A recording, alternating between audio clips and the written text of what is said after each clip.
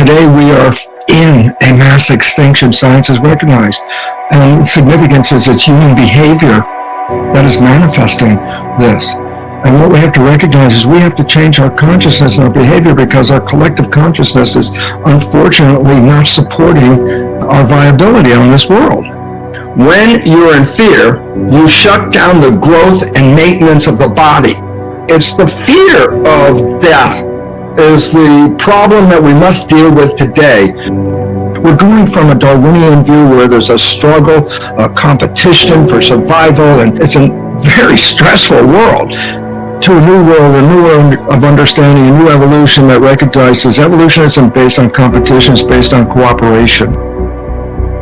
And while that's coming down, you can either focus on the breakdown, or you can start to focus on what's new and what we're building. Because if we redirect our attention in that way, then we will be supporting with our consciousness this building of a new civilization, not based on survival, based on thriving into the future. You're seeing the chaos of a breakdown of a civilization that's not sustainable. That's why we're in extinction. That we're creating a community. It's community that is representing evolution. That we're stop focusing on the part that's coming down. And it's time for us to put our energy into what we are building up. We're building a new civilization. We are actually not going to an end, but we're breaking down for a new beginning. And the new beginning is a consciousness, a new image, a new way of behaving, a new way of learning to live in harmony. Consciousness is creating your life experience. What information are you putting in there? Because that information will be translated directly into your biology. How do we deal with that stress? Stress hormones shut down the immune system to conserve energy so I can run away from the threat. And I go, it's so powerful at shutting down the immune system that stress hormones are used, listen, therapeutically. If I am going to transplant an organ from one person to another, the recipient of that transplant, their immune system, by definition, is going to try and reject the transplant because it's foreign tissue. I say, so what do doctors do before they transplant an organ? They give the patient stress hormones. Because when they get the stress hormones, it inhibits the immune function from rejecting the graft. My God, stress hormones are so effective at shutting down the immune system that they use it therapeutically to stop the function of that immune system.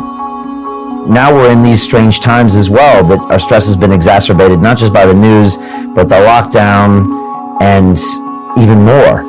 So what's your advice to people?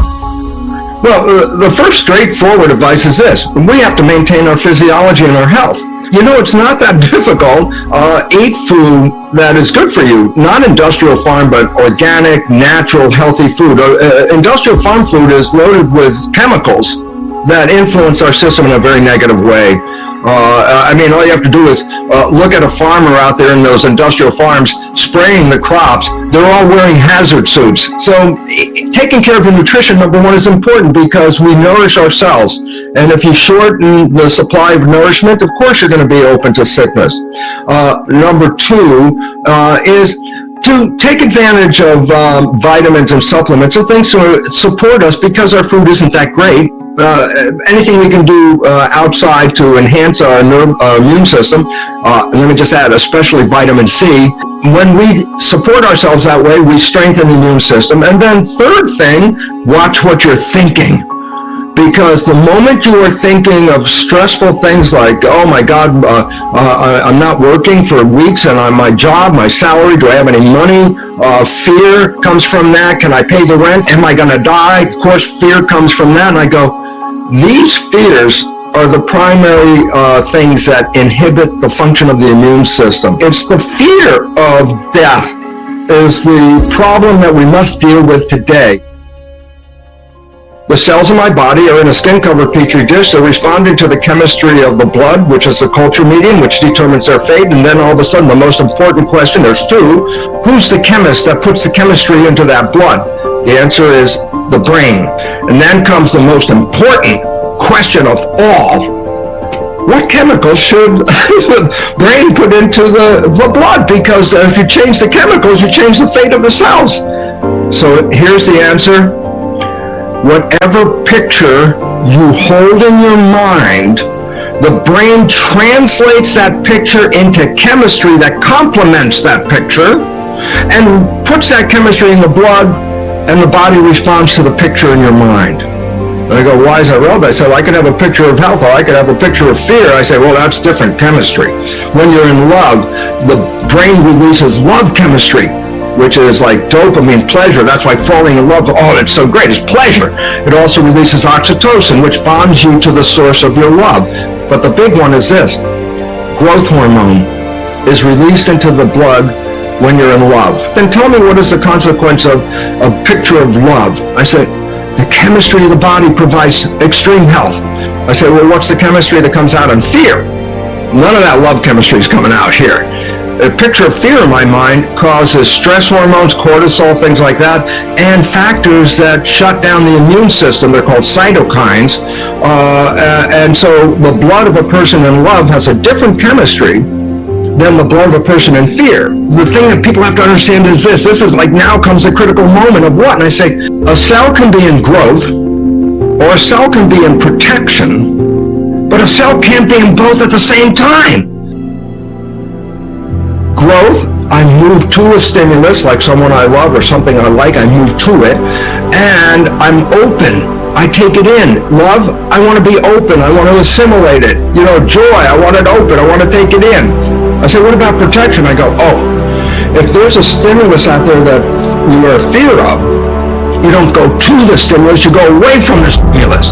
I say, do you stay open? I say, absolutely not. You close yourself down to protect yourself. Oh my God, you can't do both of those at the same time.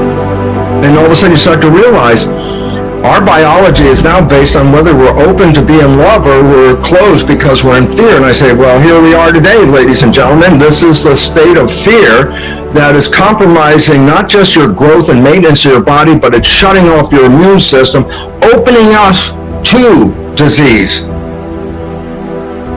You know, when I go to my doctor, I go to the hospital, I don't hear this from any of the establishments in medicine.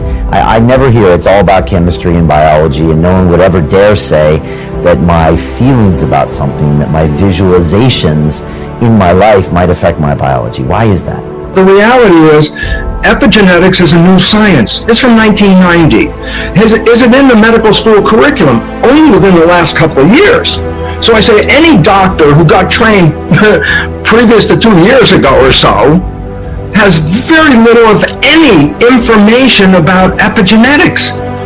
Genetics means genes control the character of your life. Epigenetics is the environment controls the genes. If the genes control your life, that belief system, then by definition we become victims of our heredity.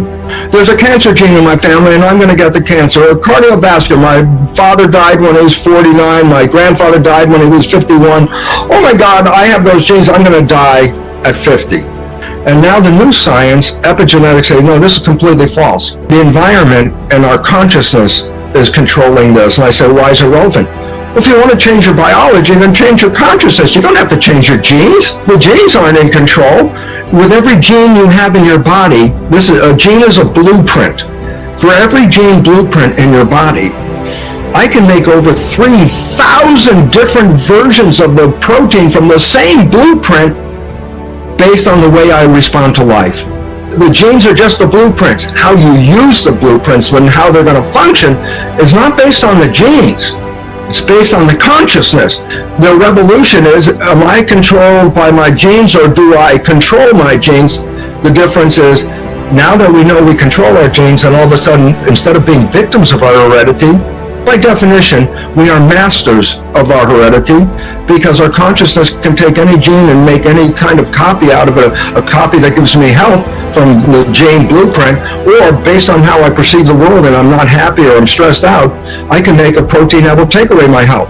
There's a misunderstanding about genes and victimization. We're all perceived as victims of our heredity when we are absolute masters.